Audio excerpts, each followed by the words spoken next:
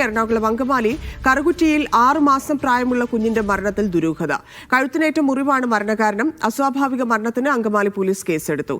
Antony Ruth ദമ്പതികളുടെ മകളായ Delna Maria സാറയാണ് മരിച്ചത്.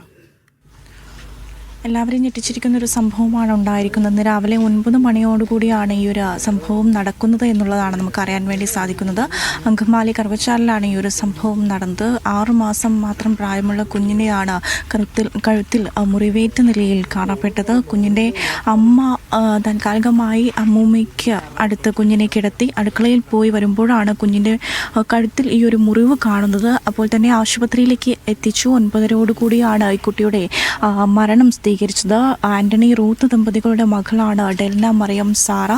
ഇന്ന് മൂത്ത കുട്ടിയുടെ പിറന്നാൾ ദിനം കൂടിയാണ് എന്നുള്ളതാണ് അറിയുന്നത്. അങ്ങനെ അച്ഛൻ മൂത്ത മകനെയും കുട്ടി പുറത്ത് ഇരിക്കുമ്പോഴാണ് ഈ ഒരു സംഭവം നടക്കുന്നത്.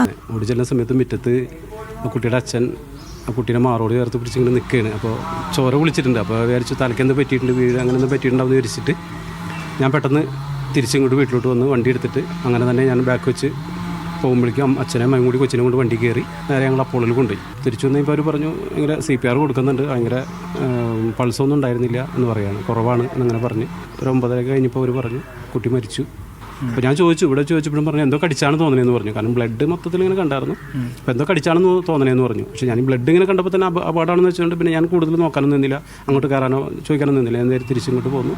ചീനി സ്വദേശികളാണ്. ഒരു 10-15 വർഷകാലമായിട്ട് ഈ ഒരു പ്രദേശത്ത് താമസിക്കുന്നവർ തന്നെയാണ്. എന്താണ് ഇങ്ങനെയൊരു സംഭവത്തിന് കാരണം എന്നുള്ളത് നമുക്കിപ്പോഴും വ്യക്തമാക്കാൻ വേണ്ടി സാധിക്കുന്നില്ല. കഴുത്തിൽ ആഴത്തിലുള്ള മുറിവുണ്ടോ എന്നുള്ളത് നമുക്ക് കൃത്യമായ അന്വേഷണത്തിലൂടെ മാത്രമേ ലഭിക്കുകയുള്ളൂ.